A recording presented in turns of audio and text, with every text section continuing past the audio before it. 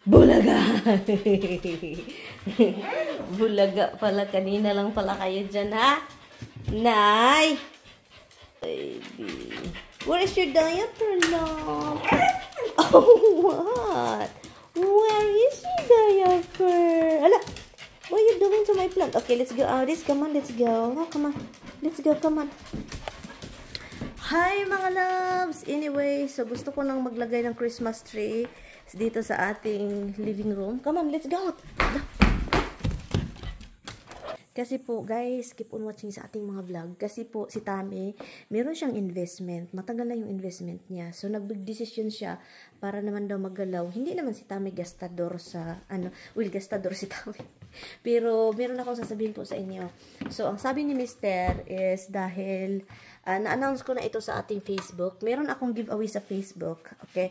Giveaway sa Facebook, giveaway sa YouTube. Yun yung gagawin ni Inday Marian at Tami. Mostly Tami's decision na mag-giveaway kasi palagi na lang niya akong pinupush about giveaway. Especially na September na. Sabi pa niya, it's already September. I know Filipino love Christmas and then Christmas start at September, sabi niya. Kasi yun yung alam niya, kasi yun yung sinasabi ko.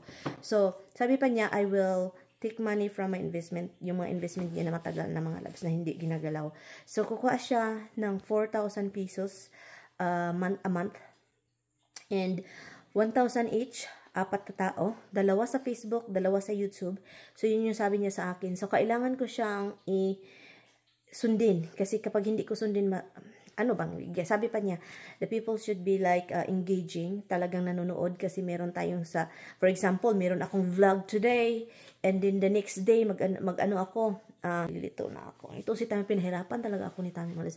So yun, ito siya, so regular video, and then if I said something sa next video na, the winner, or I will post something, so yun na lang yung gagawin ko, mag-post ako doon, maggawa ako ng short doon sa Facebook, sa YouTube, and then sabihin ko na, okay, anong sabi ni Tami sa previous vlog, or ano yung reaction, or ano yung ginawa ko, or saan ako nagpunta, ganun, saan ako nagpunta, ganun, and then mag-comment down below, and then, yun, ang pinaka maka-comment una, yun siya.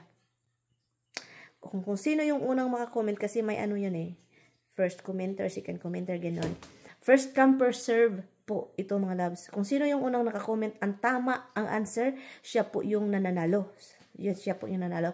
Guys, this is not my plan. This is not my decision. Ito yung gusto ni Mr. Kasi he is the only one keep asking, did you do giveaway? Did you do giveaway? Yun, ang promise ko lang mag-giveaway is yung ating sitaw, which is nakapag-giveaway ako, and then not all the time kasi ang sitaw is not, so ito na yung plano niya, magkuha siya ng pera and then ibigay. So yun lang yan siya mga darling. So simple. So all you have to do is watch the video and pay attention kasi talagang doon ko kukunin yung question sa ating vlog. Subscribe niyo lang po ang ating kasi makikita naman talaga yung mga pangalan ninyo doon dito sa ating But yun, where is my kids? Sabi pa ni Tami, so, kailangan nating magganyan. May tanongan at dapat ang manalo para hindi din yung pera. Yung talagang totoong nanonood. Sabi pa niya, yung totoong nanonood. So, which is okay lang naman sa akin ganun. Pero, nahirapan ako sa kakaisip. Kasi nag-usap kami sa labas kanina. Sabi pa niya, your video, it's like you don't do giveaway just like before. Remember, sabi pa niya sa akin, remember, nung hindi pa tayo kumita sa YouTube, wala pang Facebook. Nung hindi pa kami kumita ako na hindi masyadong kalakihan kasi kabagbaguhan pa ako, nag-giveaway tayo ng 10,000. What happened now? You're earning in Facebook and YouTube and then you don't give away. Sabi ko, Han, it's not everything is about giveaway. My thing is, my viewers is very organic, sabi ko. And also, I enjoy vlogging, no? Kung sinong gusto sa akin, yun yung manonood. Kasi yung yung vlog ko is not about, charity. Hindi po charity, which is like, I enjoy vlogging since 2013 pa. No, tagal na. So, kaya, sabi ko sa kanya, so, sabi pa niya, okay. So, kukuha ko ng pera sa aking, doon sa, sa kanyang investment. 4,000 pesos. Tag 1,000, 1,000, 4 na tao. 2 sa Facebook, 2 sa YouTube. That's it. That's very simple. And all you have to do is vlog and do the thing and I will give you the money. So, yun yung sabi niya. But anyway, so yun lang guys. Kita-kits tayo niya mamaya. Ilagay ko lang ito. So, ang simple lang mga loves. You have to watch and follow and answer the question and you will be the winner. And if you keep doing it and you will be the winner again and you keep following me and you keep watching and you will be the winner again. Simple that. Simple lang. Bahala kayo. Winner kayo ng winner dyan. Kung walang nanonood sa akin, kung dalawa lang yung nanonood, kayong dalawa yung manalo. Simple. No, sasabi ko sarili ko, o di ka, kung walang nanonood, di, kung dalawa, tatlo, and then may tama, nakasagot yung dalawa, di sila yung nanalo. Tago 1,000 po kayo, sabi ko. Same thing sa Facebook. If you're not following sa aking Facebook, doon din mga darling. Yung pamilya ko ba, nagpunta sila sa probinsya sa bukid, kung saan nandun yung mama at papa ko. Galing po yun silang Davao, gipanggutom, gipangpagod, napapagod din sila. Kain daw sila ng kain.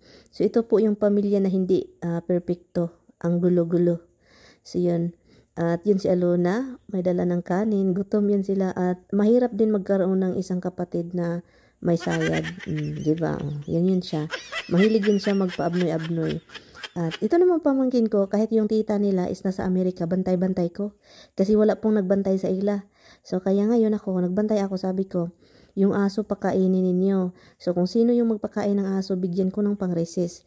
So, yun, itong isa, itong nakaitim, ang tapol-tapulan. So, ito namang isa kong pamangkin, chinap-chap niya yung hotdog mga darling. Ang hotdog is naging na siya. Hindi ko na ang nipis-nipis, para siyang pipino na ginagawa nilang salad. Ito yun, sabi pa ng isa, sabi pa ng pamangkin kong lalaki. Yun, sabi pa niya, nandun si tita, nakatingin.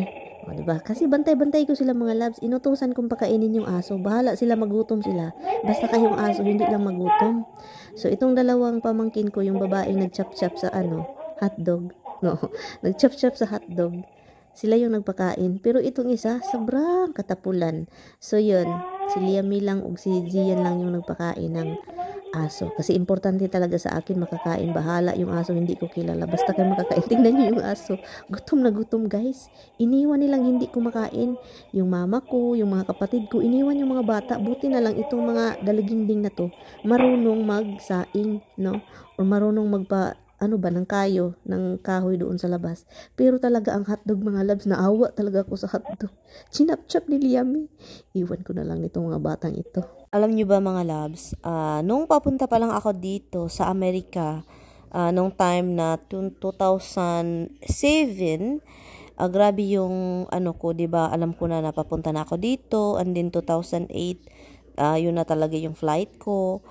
Wala masyado akong iniisip that time na ano kayang buhay ko sa Amerika, ano kayang mangyayari sa akin. Hindi talaga ako nag-isip ng ganon. Ang alam ko lang, ang iniisip ko that time is makasama ko itong long distance relationship ko for a long time, no? Hindi ko man lang iniisip na ano kayang klaseng taong yung sinamahan ko, kasi hindi ko talaga siya nakilala ng lubusan, hindi kami magkasama ng matagal. Yun yung lalaki na nagdala sa akin dito, hindi po si Tami. And so yun, wala akong iniisip kundi makasama ko. Alam ko na napamahal ako sa taong na yun. And hindi ko na kung, di ba uso noon yung papatayin, ang daming pinakita sa iyo bago ka magpunta sa Amerika, yung mga tiniklo ng mga AFAM, ng mga Pinay. Hindi ko yan talaga pinasok sa isip ko, at hindi ako nag-isip na baka ganito ang gawin ng lalaki na nagdala sa akin dito sa Amerika. Wala talaga. As in, ang alam ko lang is mapalayo na ako sa Pilipinas. Yun talaga yung iniisip ko. Mapalayo na ako, at alam ko talagang sobrang layo itong aking pupuntahan. Alam nyo ba, nung sa Pilipinas pa ako, talagang hindi ko nakasama yung family ko, kasi talagang nasa Cebu ako, malayo po ako sa kanila. And alam nyo ba, nung pagsakay ko na ng eroplano papunta dito sa US, that time talaga mga loves, no, talaga yun yung ganyan pala talaga ang feeling, naiyak ako kasi ang iniisip ko, wow, lisanin ko na talaga, ito na, lisanin ko na ang Pilipinas, at hindi ko talaga alam kung kailan ako makabalik, okay pa ba ako makabalik. Yun yung parang naisip ko ba na makabalik pa ba ako sa Pilipinas, and then oh my god, malayo na ako sa family, na sobrang layo na talaga, at sanay naman ako na matagal na akong hindi talaga makasama yung family ko, sanay ako sa ganun.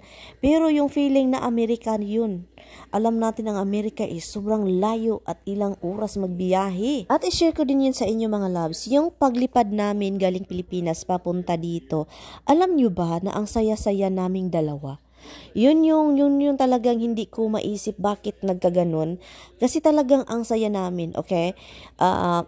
Hindi ko alam kung bakit tawa kami ng tawa. Doon sa Japan, yung sa layover namin, tawa kami ng tawa. Parang, until now, hindi ko magets kung bakit kami tawa ng tawa. Yung parang ang saya namin na parang, oh ito na nga, masaya na kami, magkasundo kaming dalawa, ganon. Pero mga darling, iba pala talaga, masaya kayo ngayon, tawa kayo ng tawa ngayon, pero ang ending pala kapag magkasama na kayo sa isang bubong, iba pala talaga guys. Kahit sobrang mahinhin yung laki or hindi masyadong magalit or hindi masyadong magsalita, basta kay makasama mo na siya sa isang bubong, doon mo na talaga siya makilala. So kaya yun, until now nagtataka ako bakit ang saya naming dalawa nung nag-travel kami papunta dito. Alam nyo ba, nung nagta-travel kami, or saan ba niya sa akin sinasabi, yung nasa bus na kami or nasa aeroplano. Basta meron siyang sinabi sa akin na taguin ko daw yung singsing na story ko na ito noon. Pero yun, taguin ko daw yung singsing, mag-pretend kami na hindi pa kami engaged. Yun, na ano po ako sad. Bakit po ako na sad? Alam nyo naman, yun yung love natin noon. At anyway, so yun mga loves, tinago po namin yun. At yun, tinago ko yung singsing. Kaya pala, yun na yung the rest, yung mga istorya after that. Pero yun, tinago po dahil po before kami nagpunta sa Florida, ang nangyari is nagpunta kami sa Texas para i-meet yung stepmom niya at yung daughter. Kaya yun, sabi niya sa akin, sabihin daw namin na tourist visa lang yung kinuha ko at hindi fiancé visa. So kaya yun, tinago po namin lahat hanggang nagulat na lang po sila, nakasal kami kasi alam nyo na kung anong dahilan kung bakit nakasal kami kahit ayaw niya. Kasi talagang ayaw niya akong pakasalan. Pero yun, ang family niya is nagulat hanggang yung ex-wife niya, after nun sa mga pangyayari, kasal, after yung nagkahiwalay kami dahil nga may dahilan at alam nyo na yung story, yun. Yung ex-wife niya is nag-message sa akin. Naghanap daw ako ng wallet na makapal. So yun mga loves, nagulat ako at nagalit. So yun, gusto kong mag-response kaso binablock na ako sa Facebook. Kaka-start pa lang that time yung Facebook. So kaya hindi pa masyadong sikat ang Facebook that time, Friendster pa. Pero yun, binablock niya ako agad sa Facebook. Kaya yun, minisage, hindi kami friend actually. Hinahanap lang niya yung pangalan ko and yun, nakita at minisid niya ako. Niyo kung bakit nagalit ako mga loves kahit meron akong tummy that time na nung minisage niya ako. Dahil po, ang mga pinagsasabi ng ex ko doon sa mga family, ex-wife at mga kids niya is mali-mali mga loves.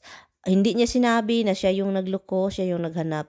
No, hindi niya sinabi. Of course, ako yung binaliktad na nakahanap ako ng ibang afam na makapal daw yung wallet at that time at sobrang nipis ang wallet ni Mister talaga. So, nagalit ako mga loves kasi nga siniraan ako. So, gusto ko sanang mag-response na ito yung nangyayari, yung ex mo na ex ko na rin, naghanap ng iba at tatlo pa talaga. So, yun sana yung i-message ko kaso wala. Si ex agad natakot, hindi na niya matanggap kung mag-response ba ako or what.